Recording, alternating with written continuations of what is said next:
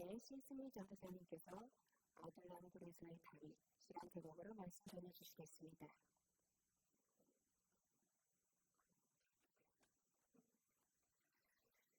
우리는 벌써 사무엘상 22장에 도착했습니다.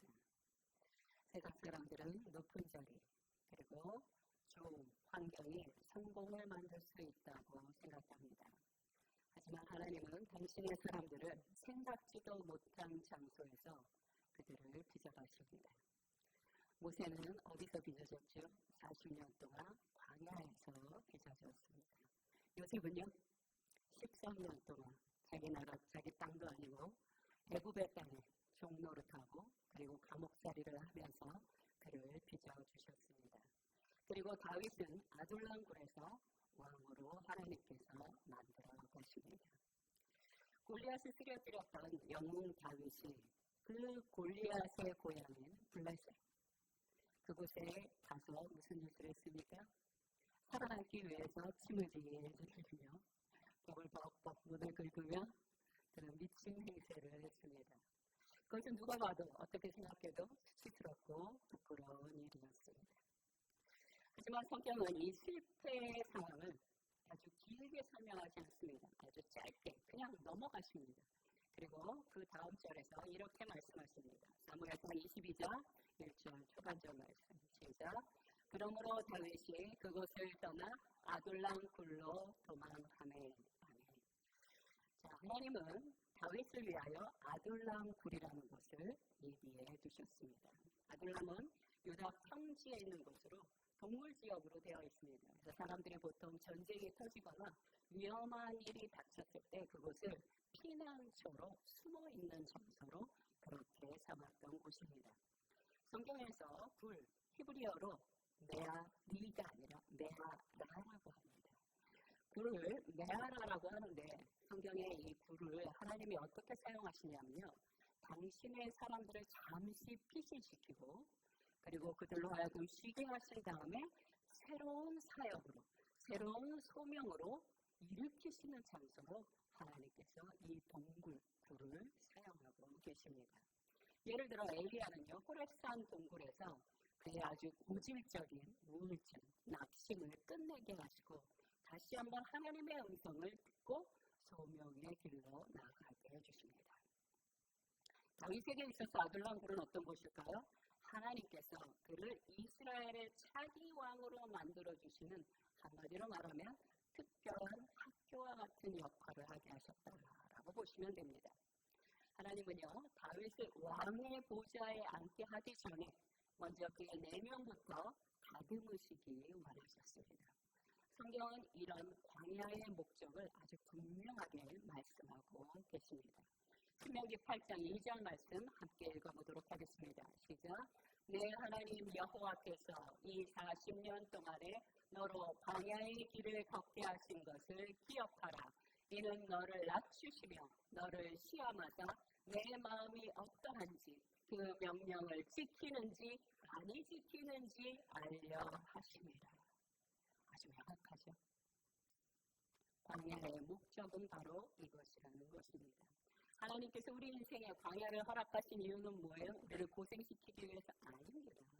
내 자신의 인간의 깊은 한계를 인정하고 직면하고 깨닫고 그 다음에 어떻게 해요?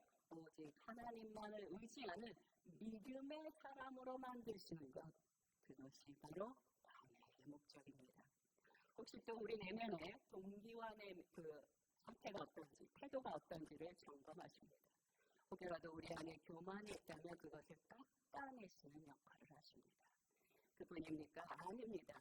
만약 흔들린다면 작은 바람에도 계속 흔들리고 작은 유혹에도 흔들린다면 그 믿음을 연단하심으로 우리가 견고히 내려 어떠한 상황에서도 오직 하나님만을 바라보는 사람으로 만드는 것 그것이 바로 광야의 역할입니다.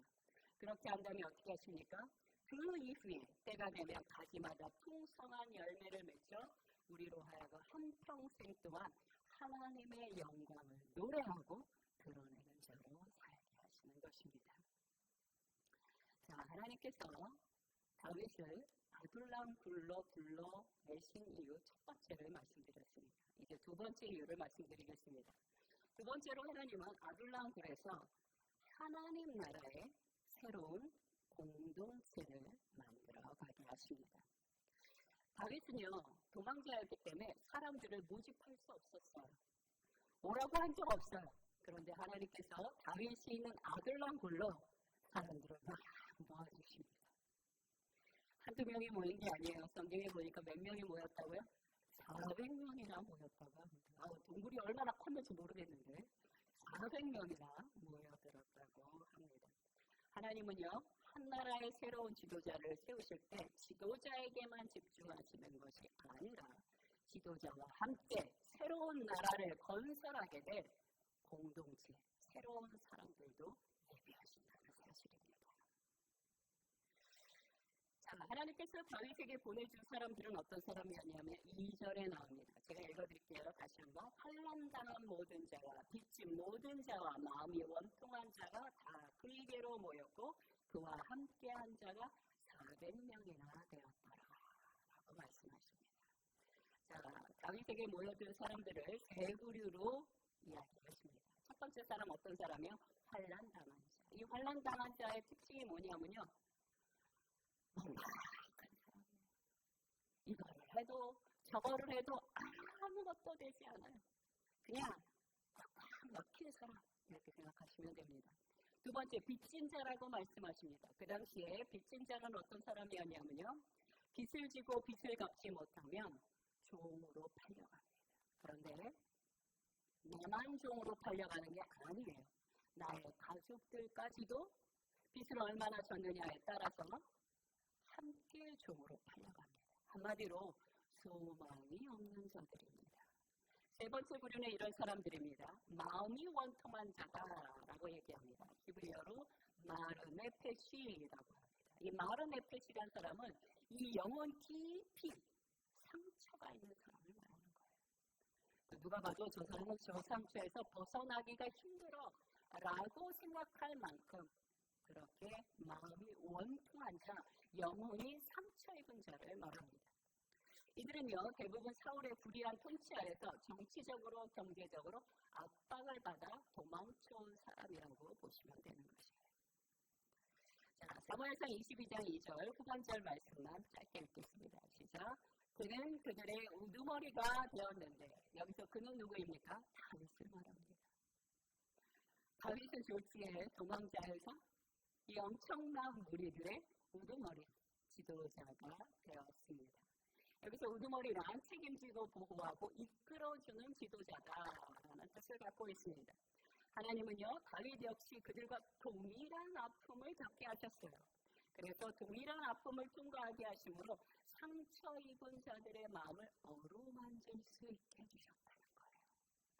그들과 함께 동질감을 느끼게 하셨다는 것입니다. 그렇게 해서 무엇을 원하십니까? 다윗이 양치는 목자만 되는 것이 아니라 바로 백성들을 품을 수 있는 진정한 선한 목자로 되어가게 하십니다. 그리고 아둘람굴에 함께 모였던 빚지고 원통했던 이들이 하나님 손에 붙들리게 될 때 어떤 일이 벌어지게 되냐면요, 훗날 다윗의 왕조를 이끄는 400명의 용사로 만들게 되는 것이에요. 이들이 400명의 용사가 된다고요? 예, 맞습니다. 우리 하나님은요, 완성된 사람을 부르시는 게 아닙니다. 부르신 이들을 온전한 사람으로 변화시켜 주실 수 있는 능력의 하나님이 되십니다. 아멘. 자, 그리고 이 변화는요, 예수 그리스도 안에서 완성됩니다. 다윗에게 환난당한 자들이 모여 왕궁이 시작되었듯이 참된 왕 대신 예수님 역시, 예수님의 제자들은 어떤 분이에요? 하이클래스의 사람들이었을까요? 아니요, 전혀 그렇지 않습니다. 가난한 어부들, 사람들이 손가락질하는 세리들, 그리고 죄인들, 병든 자들, 이들을 한 군데 모여서 하나님의 나라를 만들어 가셨습니다. 그래서 예수님은 이렇게 말씀하십니다. 누가복음 5장 31절부터 32절에 함께 읽겠습니다. 시작. 건강한 자에게는 의사가 쓸데없고 병든 자에게야 쓸데있나니 내가 의인을 부르러 온 것이 아니요 죄인을 불러 회개시키러 왔노라. 아멘. 자, 이 주님의 말씀대로 한다면 이 자리에 모이신 분들은 두 부류 중에 한 부류일 것입니다.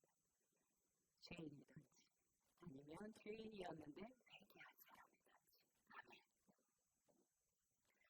교회는요, 완벽한 사람이 모이는 곳입니까? 아니요, 절대 아니에요. 사람들이 교회를 향해 손가락질할 때 뭐 이것도 죄고 저것도 죄고 저것도 잘못됐다고 말해요. 다 맞는 말이에요. 왜?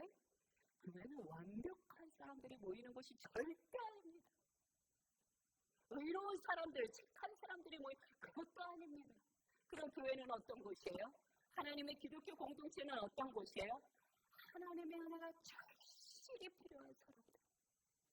하나님의 은혜가 아니면 살 수 없는 자들.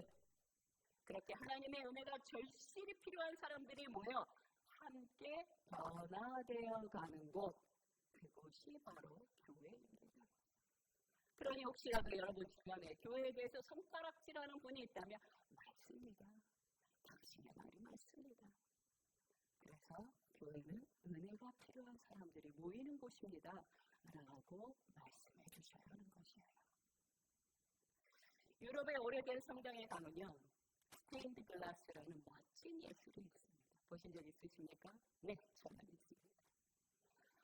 너무 황홀하고 아름다워요. 그런데요, 이 스테인드 글라스를 가까이 가서 보면 뭐로 이루어졌습니까? 유리 조각으로 이루어졌어요. 뾰족하고 예리한 유리 조각들로 이루어졌습니다. 하지만 이 깨진 유리 조각도 장인의 손에 붙들리게 되면 아름다운 작품으로 변화되는 것입니다. 교회도 그렇습니다. 각자의 상처와 연약함 있습니다. 많이 있습니다. 하지만 그리스도의 손에 붙들리게 될 때 새로운 하나님의 나라로 탄생되어 가는 것입니다. 그러니 상처와 원통함이 많으신 분, 특별히 많으신 분들은요. 제발 그 아픔과 상처를 가지고 세상으로 가지 마시고 우리 예수님께로 오시기 바랍니다. 우리 예수님은요. 우리의 상처와 아픔과 억울함을 들어주십니다. 들어주실 뿐 아니라 그것을 치유해 주시는 분이십니다. 이사야서 63장 9절 말씀 함께 읽도록 하겠습니다. 시작. 그들의 모든 환난에 동참하사 자기 앞에 사자로 그들을 구원하시며 그 사랑과 그 긍휼로 그들을 구속하시고 옛적 모든 날에 그들을 드시며 안으셨으나. 아멘. 하나님은요 우리를 품어주시고 안아주시고 위로하시고 변화시켜 주십니다. 아멘. 다윗은요 아둘람굴에서 새로운 공동체를 세우면서 동시에 자신의 부모를 모압 땅으로 모시게 됩니다. 다윗은 모압왕 앞에 가서 이렇게 말했습니다. 3절 후반절 말씀 보여주시기 바랍니다. 시작. 하나님이 나를 위하여 어떻게 하실지를 내가 알기까지 나의 부모가 나와서 당신들과 함께 있게 하기를 청하나이다. 다윗은 지금 모압왕에게 뭐라고 말하고 있어요? 내가 잠시 모압왕 당신에게 우리 부모를 의탁드리겠습니다. 그리고 내가 약속은 할 수 없는데 왜냐하면 나는 지금 하나님이 나를 어떻게 하실지 기다리고 있는 중입니다. 다윗은 모압 왕에게 뭐라고 말하고 있냐면 나는 지금 하나님의 뜻을 기다리고 있다라고 고백하고 있습니다. 우리도 하나님의 응답을 기다리는 법을 배워야 합니다. 우리는 기도는 잘하지만 기다리는 것은 좀 어려워합니다. 그러나 하나님은 우리의 기다림을 통해 무엇을 하십니까? 우리의 생각과 우리의 마음의 잘못된 방향들을 교정시켜 주십니다. 그래서 하나님이 우리를 금방 응답을 주시는 것이 아니라 오랜 기다림을 통하여 그 사이에 우리를 변화시켜 주시는 것입니다. 그러니 하나님은 기다림을 통해 우리를 연단해 주시는 것이에요. 말씀을 찾아보겠습니다. 예레미야가 3장 25절부터 26절까지의 말씀입니다. 시작. 기다리는 자들에게나 구하는 영혼들에게 여호와는 선하시도다. 사람이 여호와의 구원을 바라고 잠잠히 기다림이 좋도다. 아멘. 그런데 다윗은요, 왜 이방의 모압 왕에게 자기 부모를 맡겼을까요? 저는 어릴 때 이 부분을 읽을 때마다 이상하다. 왜 이스라엘 백성 중에 자신의 부모를 맡기지 않고 왜 모압 왕 앞에 가서 이방 왕이잖아요. 왜 자신의 부모를 맡긴 걸까요? 이거를 아시는 분에게 제가 상품을 드리고 싶습니다. 왜 그런 걸까요?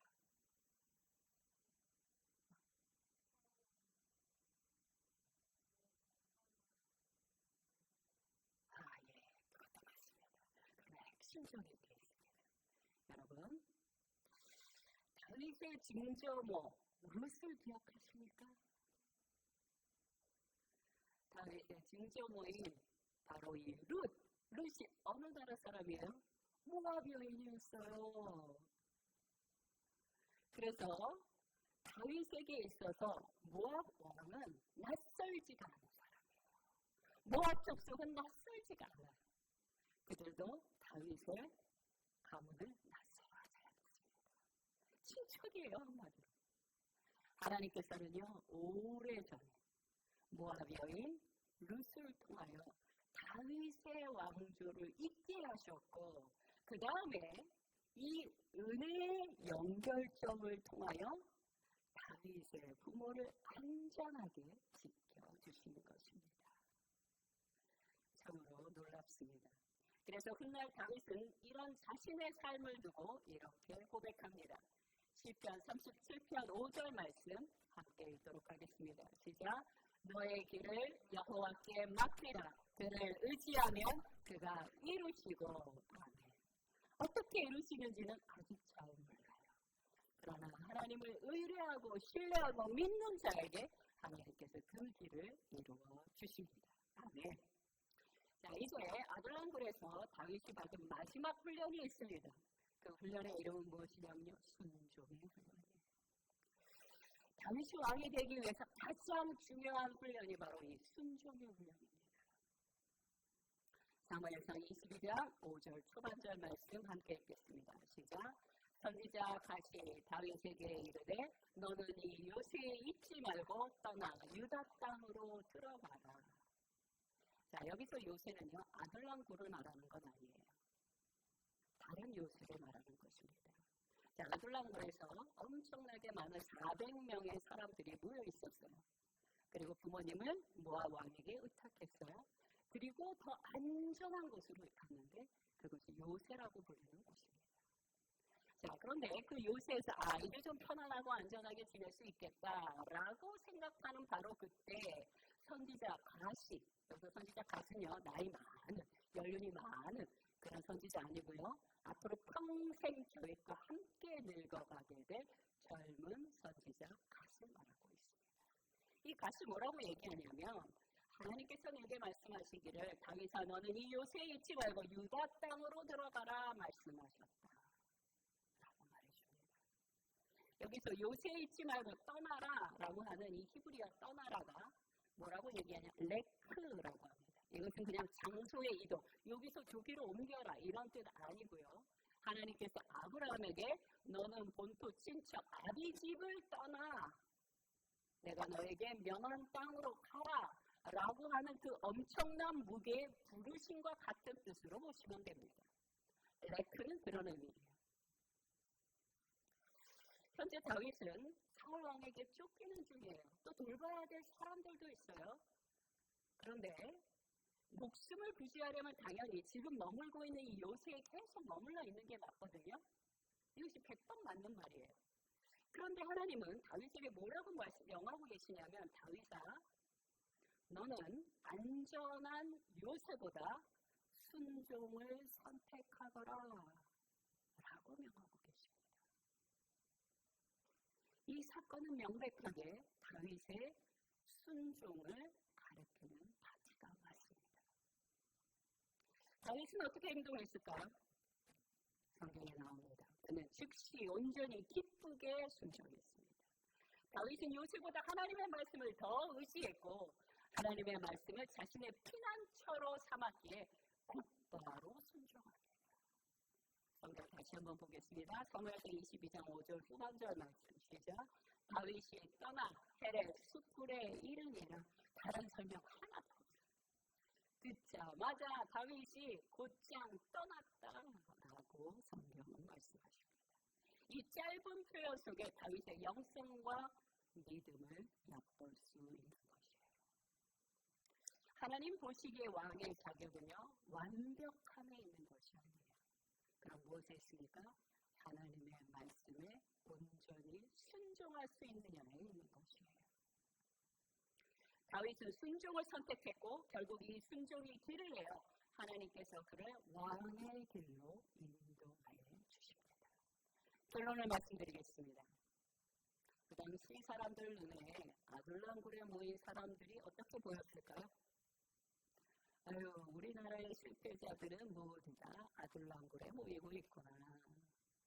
왕이 되겠다는 다윗은 굴에 숨어있고 그 옆에는 환난당한 자들로만 바글바글 하구나 라고 말했을 것입니다. 하지만 하나님은 어떻습니까? 아둘람 굴을 통하여 새로운 왕을 빚어가십니다. 왕만 빚어가셨어요? 아니요. 그와 함께 새로운 왕조를 일으킬 400명의 용사도 준비하고 계신 것이었어요. 근데 그게 그 당시에는 보였을까요? 아니요. 아무도 그것을 상상조차 할 수 없었습니다. 하지만 하나님은 그 일을 진행하고 계시는 중이었습니다. 이것이 장차 오실 예수 그리스도를 미리 보여주는 예표라 할 수 있습니다. 다윗에게 상처 입은 사람들이 모여 새로운 왕조를 이루었듯 왕 되신 예수께서 죄인과 세리와 병든 자들을 모여 하나님의 나라를 이루어 가십니다. 세상은 그들을 실패한 자들이라고 말하겠지만 예수님은 그들을 뭐라고 부르십니까? 하나님의 자녀라고 부르십니다. 하나님의 백성이라고 부르십니다. 오늘 우리도 마찬가지입니다. 내가 뭐가 좀 잘나서, 내가 좀 착해서, 내가 남들보다 뭐가 괜찮아서 나를 불러주신 것 아니고요. 예수 그리스도께서 십자가에 못 박혀 우리를 죄를 대속해 주심으로 말미암아 오늘도 우리가 담대함으로 하나님 앞에 나아갈 수 있게 된 것입니다.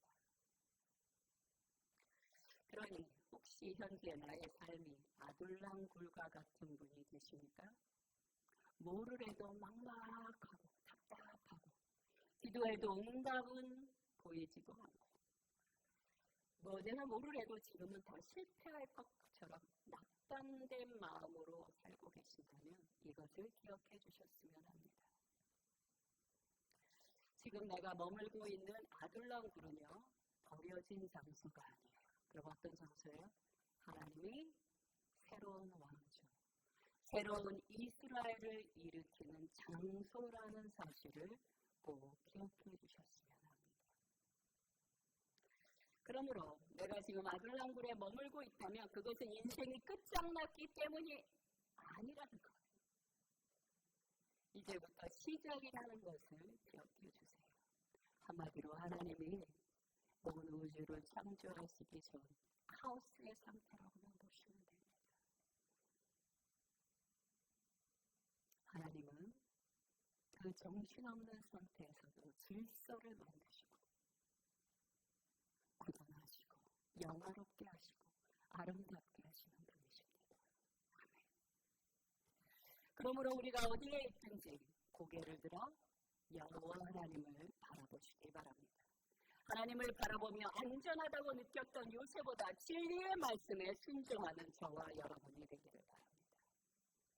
하나님이 이제 시작하셨고 하나님께서 시작하신 이 새로운 변화에 우리 모두 동참하는 열방교회 성도가 되기를 함께 기도하겠습니다. 함께 기도하겠습니다. 첫 번째 기도 제목은 이것입니다. 막막하고 답답하고 억울하고 내 영혼이 깊이 상한 것 같습니까? 괜찮습니다. 하나님께서 시작하셨습니다. 내 영혼을, 내 마음을, 내 인생을, 우리의 가문을 하나님께서 새롭게 하시기로 작정하셨습니다. 그러니 하나님의 새로운 그 예비된 길에 아멘으로 응답하시기 바랍니다.